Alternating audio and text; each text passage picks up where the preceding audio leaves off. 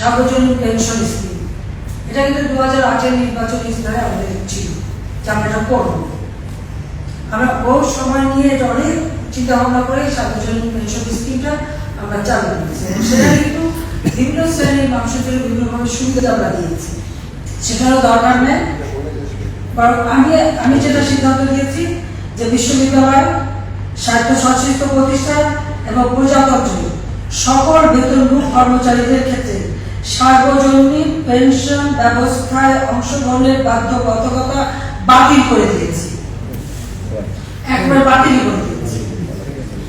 এবং এটা আমি একেবারে নিজে লিখে হাতে লিখে ওটা করে দিলাম যে আমরা আলোচনায় যাই হোক, সেটা কিছু থাকবে কিছু থাকবে না, কেউ পাবে কেউ পাবে, দরকার নেই, এটা সম্পূর্ণ বাতিল।